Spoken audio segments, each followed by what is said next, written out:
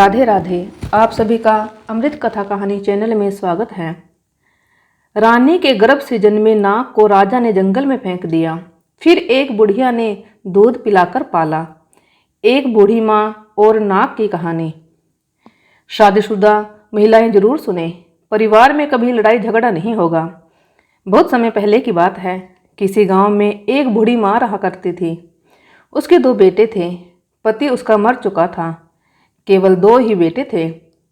उसके घर में 3 प्राणी थे। थोड़ी सी जमीन थी, ज़्यादा जमीन नहीं थी। उसी जमीन में बूढ़ी माँ अपने बेटों के साथ काम किया करती थी।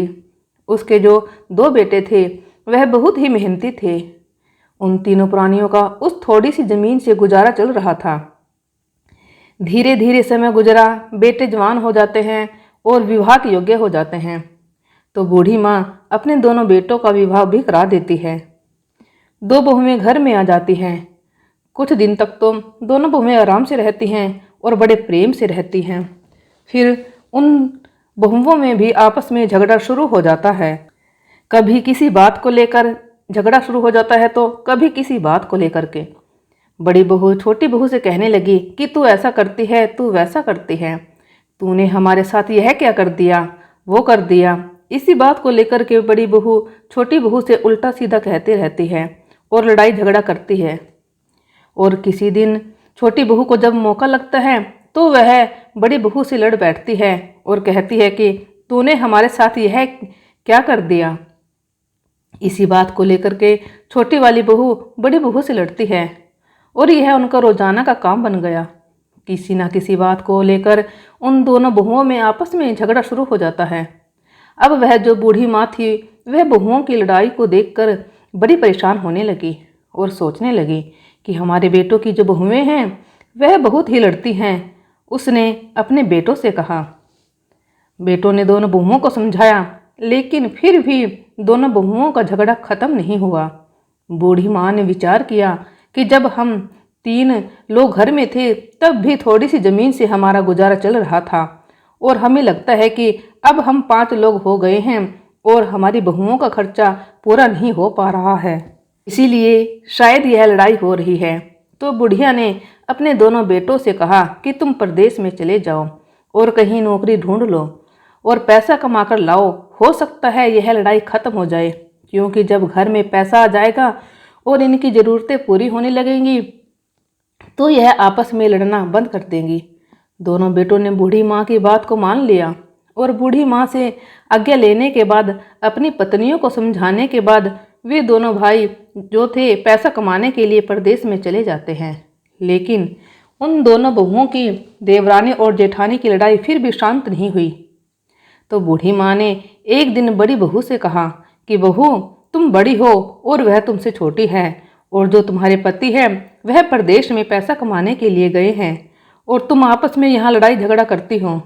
अरे वह तुमसे छोटी है तो थोड़ी सी बात उसकी सहन कर लिया करो, क्योंकि कहते हैं कि अगर छोटे गलती कर जाएं तो उनको क्षमा करो और उन्हें समझाओ, तुम बड़ी हो।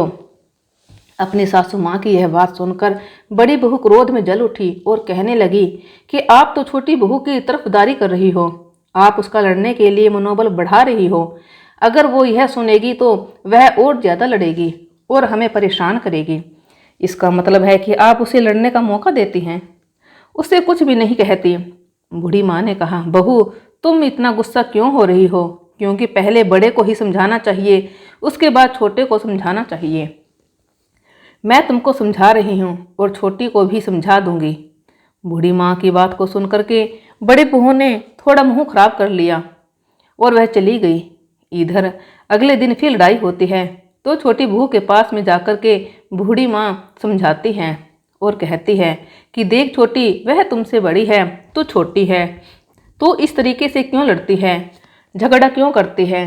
तेरा पति यानी हमारा बेटा घर पर नहीं है, वो पैसा कमाने के लिए परदेश गए हुए हैं और तुम यहाँ आपस में लड़ रही हो। लड़ना अच्छी बात नहीं है, आराम से रहो, प्रेम से रहो। छोटी बहू ने भी वही बात कही कि अरे माँ जी, आप तो बड़ी बहू की तरफदारी कर रही हो और हमें समझाने आई हो। ज़्यादा हमें समझाने की कोशिश मत करो, नहीं तो मैं तुम्हारा भी अपमान कर दूंगी, मैं तुमको भी नहीं छोड़ूंगी। अगर मुझे समझाने की ज़्यादा कोशिश की तो मैं तुमसे भी लड़ूंगी। बूढ़ी माँ वहाँ से चली गई और विचार करने लगी कि इन दोनों बहुओं की बुद्धि खराब है, वह दोनों इस प्रकार से नहीं मानेगी, इन्हें समझाओ तो यह उल्टा हमसे सवाल करती है और हमसे लड़ने की बात कर रही है। बूढ़ी माँ ने विचार किया कि इससे अच्छा तो यही है, अगर अपने इज्जत बचानी है तो मैं इन्हें समझाना भी बंद कर दूँ, नहीं तो एक दिन यह दोनों हम पर हावी हो जाएगी और हाथ वगैरह उठा देगी और कहीं पीटने लग गई तो हमारी इज्जत तो गई। इसलिए बूढ़ी माँ ने उन्हें अब समझाना भी बंद कर दिया। अगला दिन होता है तो उन्होंने अपनी लड़ाई फिर से शुरू कर दी। तब बूढ़ी माँ ने क्या किया, एक हंसिया उठाया और घास काटने के लिए खेत पर चली गई और कह गई कि तुम दोनों लड़ती रहो, मैं यहाँ रुकूंगी ही नहीं, क्योंकि तुम मेरी बात को मानोगी नहीं और लड़ती ही चली जाओगी। इसलिए मैं तुम्हारी लड़ाई को क्यों सुनूं? मैं घास काटने के लिए जंगल में जाती हूँ और शाम को लौटकर आऊँगी, तब तक आराम से खूब लड़ लेना। इतना कहने के बाद बूढ़ी माँ जो थी वह घास काटने के लिए जंगल में चली जाती है और शाम को वापस लौटकर आती है। तब तक उन दोनों बहुओं की लड़ाई भी खत्म हो जाती है। इसी तरीके से जब अगला दिन होता है तो उनकी लड़ाई शुरू हो जाती है। तो बूढ़ी माँ हंसिया उठाती है और घास काटने के लिए जंगल की तरफ निकल जाती है। एक दिन क्या हुआ कि जब बूढ़ी माँ जंगल में घास काट रही थी तो उसी समय उसके पास एक बहुत बड़ा नाग आ जाता है, एक बहुत बड़ा सर्प आ जाता है। और जब बूढ़ी माँ ने उसे देखा तो वह डर के मारे कांपने लगी और मन में सोचने लगी कि आज हमारे प्राण बचने वाले नहीं हैं, यह नाग मुझको काट लेगा। बूढ़ी माँ जब डर की वजह से कांपने लगी तो वह नाग जो था मनुष्य की भाषा में बोलने लगा और कहने लगा कि हे बुढ़िया, तुम डरो मत, मैं तुम्हें कोई नुकसान नहीं पहुंचाऊंगा, मैं तुम्हें काटूंगा नहीं। मैं तुमसे अपना दुख व्यक्त करने के लिए आया हूँ कि मैं बहुत दुखी हूँ, बहुत परेशान हूँ। नाग ने जब मनुष्य की भाषा में बुढ़िया से जब यह कहा तो बुढ़िया के दिल में कुछ तसल्ली आई। बुढ़िया ने गहरी सांस ली और सोचा कि यह नाग मनुष्य की आवाज़ में बातें कर रहा है, लगता है अब तो कुछ दाल में काला है। तब बुढ़िया ने पूछा, हे नाग देवता, बताइए आपको क्या परेशानी है, आपको क्या कष्ट है? तब नाग कहने लगा, हे बुढ़िया, मैं कई दिनों का भूखा हूँ, मुझे कुछ खाने को दे दो। अगर तुमने मुझे कुछ खाने को नहीं दिया तो मेरे प्राण निकल जाएंगे। मैं बिल्कुल मरने की कगार पर पहुँच चुका हूँ, क्योंकि मैं जिस आश्रम पर रहता था उस आश्रम के जो ऋषि थे उनका देहांत हो चुका है।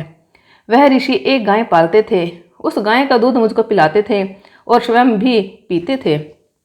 मैं उनके आश्रम पर बहुत प्रसन्न था, लेकिन मेरा पालन करने वाला जो ऋषि थे वह भगवान को प्यारे हो गए, वह इस दुनिया को छोड़कर चले गए। अब उस गाय का दूध निकालने वाला कोई नहीं है, वह गाय तड़प रही है, वह आश्रम के चारों ओर घूम रही है और मैं भूखा प्यासा तड़प रहा हूँ कि मुझे कोई दूध पिला दे। हे बुढ़िया, तुम्हारी बड़ी कृपा होगी, मेरे प्राणों को बचा लीजिए और थोड़ा सा कहीं दूध मिल जाए तो मुझको पिला दीजिए। नाग की जब यह विनती सुनती है तो बुढ़िया के दिल में दया आ जाती है और बुढ़िया की आंखों से आंसू आ जाते हैं। वह कहने लगी, हे नाग देवता, घबराइए मत, आज तो मैं आपको दूध नहीं पिला सकती, कल जब मैं घास काटने इसी समय आऊँगी तो आप आना, मैं आपके लिए दूध लेकर आऊँगी और ज़रूर पिलाऊँगी। बुढ़िया नाग देवता से इतना कहने के बाद घर चली आती है और अगला दिन जब होता है तो रोज की तरह जो दोनों बहुएं थी वह लड़ने के लिए तैयार हो गई और लड़ने लगी। इधर बुढ़िया ने विचार किया कि मैं किसके घर से दूध लेकर जाऊं। बड़ी बहू के घर से लेकर जाती हूँ तो उसने देख लिया तो वह मुझसे लड़ेगी, छोटी वाली के घर से दूध ले जाती हूँ तो उसने देख लिया तो वह मुझसे लड़ेगी, मैं किसके घर से दूध लेकर जाऊँ। फिर उसने विचार किया कि चलो एक दिन बड़ी बहू के घर से दूध चुरा कर ले जाया करूँगी और दूसरे दिन छोटी वाली के घर से ले जाया करूँगी। ऐसा करने से उन दोनों को पता भी नहीं चलेगा और मैं सर्प को दूध पिलाया करूँगी। फिर वही हुआ, बड़ी बहू के घर से उसने थोड़ा सा दूध लिया और दूध को लेकर के घास लाने के लिए वहाँ से चल पड़ी और वहीं पर घास काटने के लिए पहुँच जाती है और घास काटने लगती है। तब तक वह नाग आ जाता है और कहता है कि हे बुढ़िया, क्या मेरे लिए दूध लेकर आई हो? बुढ़िया बोली, हाँ लेकर आई हूँ। बुढ़िया ने नाग को दूध पिलाया और जब नाग ने दूध पी लिया तो उसकी आत्मा में कुछ तृप्ति हुई और उसे शांति मिली। तब नाग कहने लगा, हे बुढ़िया, तुमने आज मेरी जान बचा ली। तुमने मेरे ऊपर बहुत उपकार किया है। मैं तुम्हारे इस एहसान को जिंदगी भर नहीं भूलूंगा। बुढ़िया ने कहा कि हे नाग देवता, आप तो एक नाग हैं। कल तो मैंने आपसे नहीं पूछा, कल तो मैं आपसे डरी हुई थी, लेकिन आज मैं पूछना चाहती हूँ कि आप मनुष्य की आवाज़ में किस तरह से बोल रहे हैं। आप नाग देवता है या कोई और है? कौन है आप? तब नाग देवता ने कहा कि हे बुढ़िया, मैं एक श्राप के कारण नाग बन गया हूँ। मैं एक राजा का बेटा हूँ, लेकिन किसी के श्राप से मैं नाग बन गया हूँ और 20 साल के बाद मुझे फिर से दोबारा मनुष्य शरीर मिलेगा। इन 20 सालों को पूरा करने के लिए कुछ ही समय बाकी रह चुका है और मैं उस समय का इंतजार कर रहा हूँ। नाग ने अपनी सारी दास्तान बुढ़िया को सुना दी। बुढ़िया समझ जाती है। इसी तरह से बुढ़िया जो है वह अपनी बहुओं के घर से दूध को छुपा कर ले आती है। कभी बड़ी बहू के घर से लेकर के आती है तो कभी छोटी बहू के घर से लेकर के आती है और उस नाग को पिलाती है। नाग रोज उस जगह पर आ जाता है और बुढ़िया के हाथों से दूध पी जाता है। इस तरह से नाग के प्राण उस बुढ़िया ने बचा लिए। एक दिन क्या हुआ कि उन दोनों बहुओं ने आपस में विचार किया। छोटी बहू ने बड़ी बहू से कहा कि लगता है हमारे दूध को कोई चुरा कर ले जाता है। हर तीसरे दिन हमारा दूध कम हो जाता है। बड़ी बहू ने भी कहा कि हमारा भी हर तीसरे दिन दूध कम हो जाता है। लगता है हमारे दूध को भी कोई चुरा कर ले जाता है। आखिर हमारे घर में दूध चुराने कौन आता है? फिर उन्होंने विचार किया कि केवल बुढ़िया ही है जो हमारे रसोई घर में आती जाती है। उसके अलावा कोई दूसरा तो आता जाता नहीं है। फिर हमारे दूध को भला कौन चुरा सकता है? यहाँ तक कि कोई पड़ोसी भी हमारे घर में नहीं आता है। तब छोटी बहू ने कहा कि चलिए हम छुप कर देखते हैं कि बुढ़िया कैसे दूध को चुराती है। जब अगला दिन होता है तो बुढ़िया रोज की तरह बड़ी बहू के घर में जाते हैं और रसोई में घुस जाती है और दोनों बहुएं जो थी वह छुप कर देख रही थी। बुढ़िया ने बड़ी बहू के घर से दूध को लिया और एक थैले में छुपाया और घास लाने के बहाने जंगल की ओर चल दी। इधर दोनों बहुएं देख रही थी। तब छोटी बहू ने कहा कि चलिए देखते हैं कि यह बुढ़िया दूध को लेकर जंगल में कहाँ जाती है और किसे पिलाती है। बुढ़िया जंगल की ओर चलती गई और पीछे पीछे छुप करके दोनों बहुएं देखने के लिए चली आई। इधर बुढ़िया उस जगह पर पहुंची जहां पर वह घास काटती थी, जहां पर नाग रोज दूध पीने के लिए आया करता था। बहुएं दूर से छुपकर देख रही थी तो वह क्या देखती है कि बुढ़िया के पास में वह नाग आता है। तब बुढ़िया उस नाग को दूध पिलाने लगती है और नाग दूध पीने लगता है। बहू ने जब यह देखा कि बुढ़िया नाग को दूध पिला रही है और यह नाग तो बहुत बड़ा है, ऐसा नाग तो हमने कभी नहीं देखा, दोनों बहुएं घबरा गई। उनके पैरों के तले जमीन खिसक गई। लगता है यह नाग कोई मायावी है और यह बुढ़िया भी इसकी कोई साथी है जो हमारी सासू है। लगता है यह बुढ़िया चुड़ैल है। कहीं ऐसा ना हो कि यह बुढ़िया एक दिन हमें खा जाए और हमारे बच्चों को भी खा जाए। हम इसको आज घर में नहीं घुसने देंगी। यह निर्णय लेने के बाद में दोनों बहुएं जो थी वह अपने घर चली गई। इधर बुढ़िया नाग को दूध पिलाती है और घास को लेकर के अपने घर की ओर चल देती है। और जब बुढ़िया घर पर पहुंची तो घर के दरवाजे के किवाड़ बंद थे। दोनों बहुएं जो थी वह हाथ में डंडा लेकर के भीतर खड़ी हुई थी। बुढ़िया ने जाकर जब दरवाजा खटखटाया तो दोनों बहुओं ने गेट खोल दिया। बुढ़िया ने अंदर जाकर क्या देखा कि दोनों बहुएं अपनी साड़ी का पल्ला अपनी कमर में बांध करके खड़ी हुई है और हाथ में डंडा लिए खड़ी हैं। बुढ़िया ने देखा और कहा कि बहू, यह क्या माजरा है? यह क्या वेशभूषा बना रखी है? हाथ में डंडा लिए क्यों खड़ी हो? तब दोनों बहुएं एक साथ कहने लगी, अरे बुढ़िया, तू चुड़ैल है, तू डाकिनी है, तू हमें किसी दिन खा जाएगी और हमारे बच्चों को भी मार देगी। तब बुढ़िया ने कहा, अरे बहू, क्या पागल हो गई हो? क्या मैं तुम्हें चुड़ैल दिख रही हूँ? अरे मैं क्या कोई डायन हूँ जो तुम्हें और तुम्हारे बच्चों को खा जाऊंगी? अरे तुम्हारे बच्चे तो हमारे पोता पोती हैं जो हमारे बेटों से भी प्यारे हैं और तुम कैसी बात कर रही हो? तब बहू ने सारी बात बुढ़िया को बताई कि तुम हमारे घर से दूध चुरा कर ले जाती हो और एक नाग को पिलाती हो। वह नाग इतना विशाल है, लगता है वह कोई मायावी है और तुम भी उसके साथ में हो। तुम कोई डायन हो और हम तुम्हारा विश्वास कदापि नहीं कर सकते। आज के बाद तुम्हारे इस घर में कोई एंट्री नहीं है। और अगर ज़बरदस्ती की तो यहाँ से जिंदा बचकर नहीं जाओगे। इसलिए अच्छाई तो इसी में है कि तुम यहाँ से सीधे वापस चली जाओ। तुम कहीं भी जाओ, हमें कोई मतलब नहीं है, लेकिन तेरे लिए इस घर में कोई जगह नहीं है। बुढ़िया ने फूसफाई दी। बुढ़िया ने कहा, तुम लोग जो सोच रही हो ऐसा कुछ भी नहीं है। मेरा घर है, मुझे अंदर आने दो। परिणाम यह हुआ कि दोनों बहुओं ने उस बुढ़िया को घर में घुसने नहीं दिया। बुढ़िया ने जबरदस्ती की तो दोनों बहुओं ने एक एक डंडा बुढ़िया को जड़ दिया और उसे धक्का मारकर घर से बाहर निकाल दिया। रात का समय था, रात हो चुकी थी। अब बुढ़िया रोने लगी और कहने लगी कि मैं इतनी रात को कहाँ जाऊंगी। तो बहुओं ने कहा कि कहीं भी जाकर मर जा, हमें तुमसे कोई मतलब नहीं है। और इतना कहने के बाद में बहुओं ने दरवाज़ा बंद कर दिया। बुढ़िया रोती रही। फिर उसने विचार किया, अब रोने से क्या फ़ायदा, कहीं रुकने का ठिकाना ढूंढा जाए। तो उसके लिए कहीं जब ठिकाना नहीं मिला तो वह रोती हुई रात्रि में उसी जगह पर पहुंच जाती है जहां पर वह घास काटती थी और उस नाग का इंतजार करने लगी। लेकिन रात में नाग नहीं आया, क्योंकि उसका समय था, वह दिन में ही आता था। जिस जगह पर नाग को दूध पिलाती थी उसी जगह पर एक बरगद का विशाल पेड़ था और उसी बरगद के पास में बुढ़िया बैठ जाती है और पूरी रात उस बरगद के पेड़ के पास बैठकर व्यतीत करती है।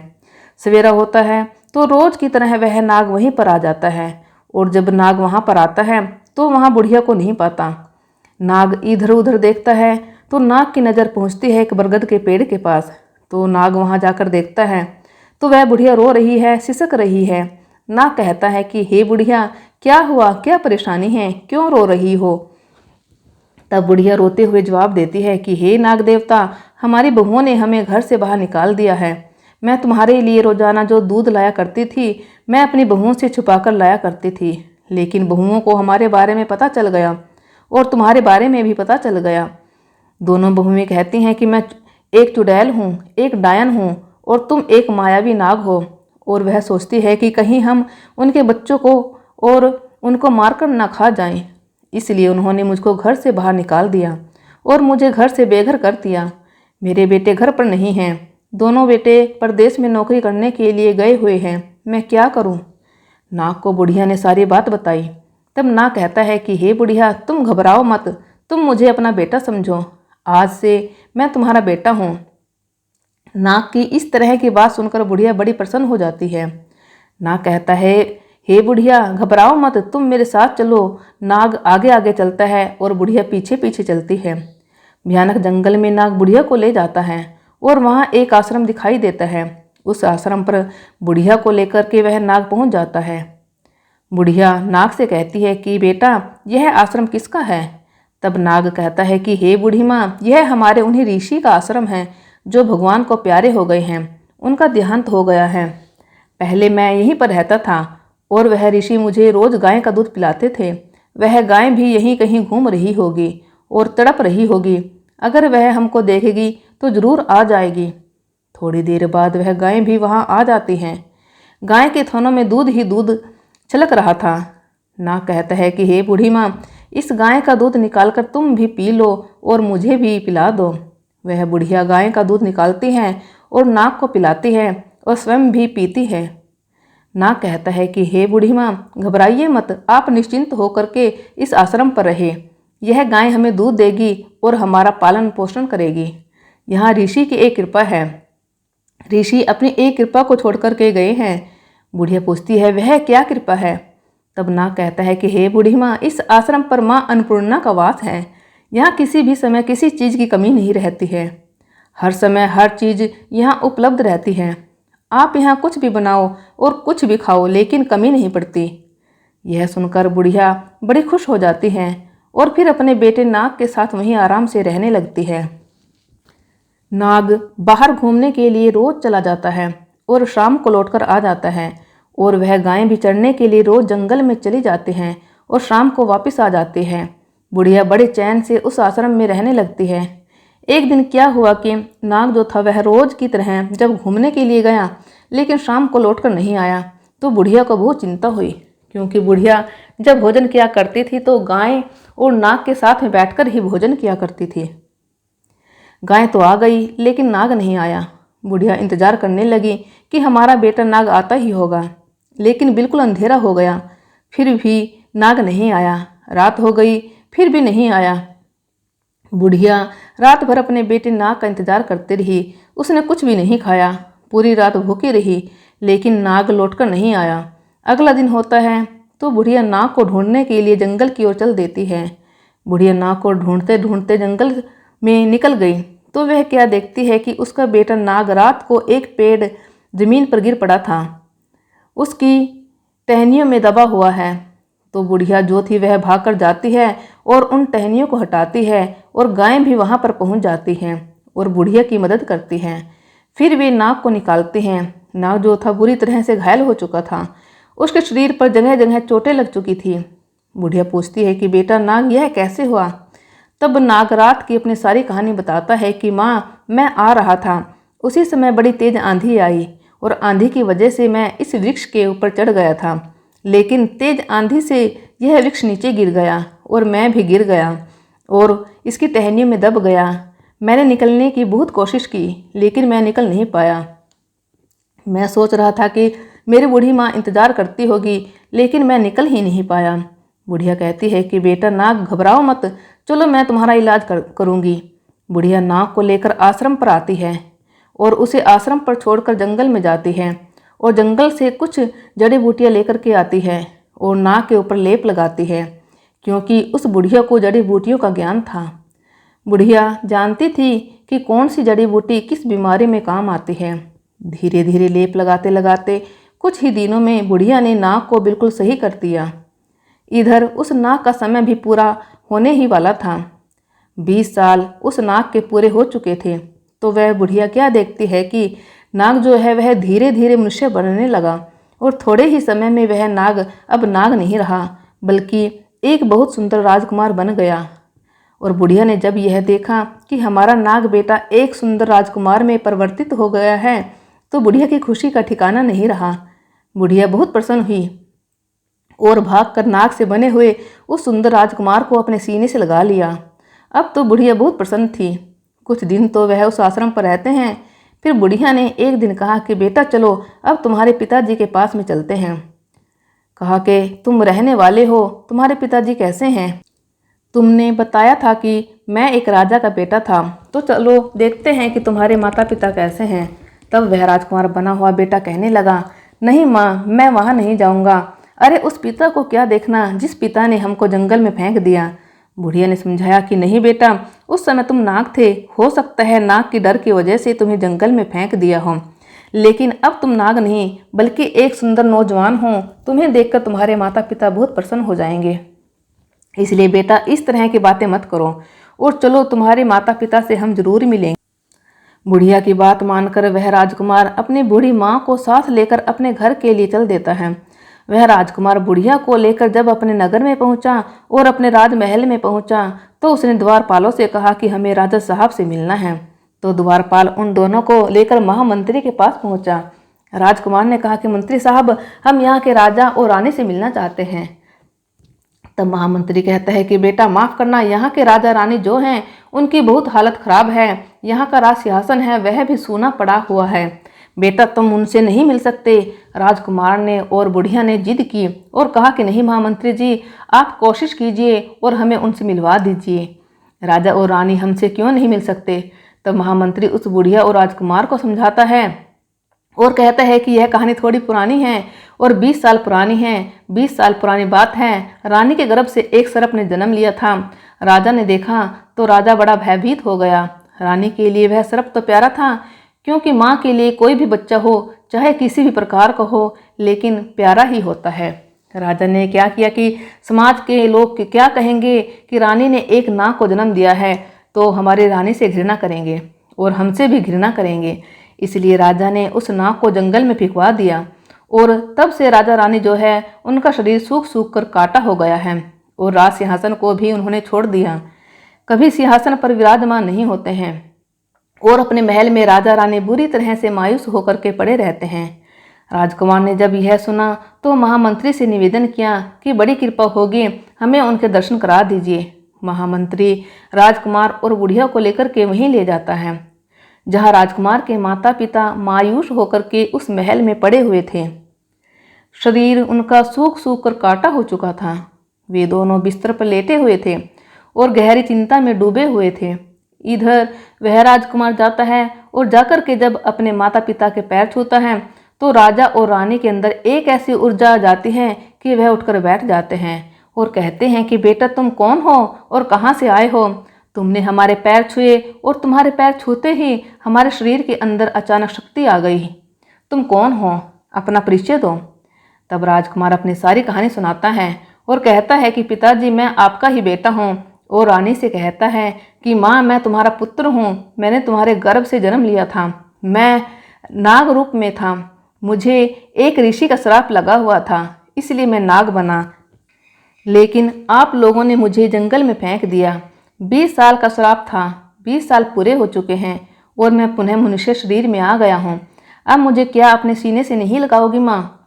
यह सुनकर रानी भागकर अपने बेटे को अपने सीने से लगा लेती है और राजा के लिए भी खुशी का ठिकाना नहीं रहा।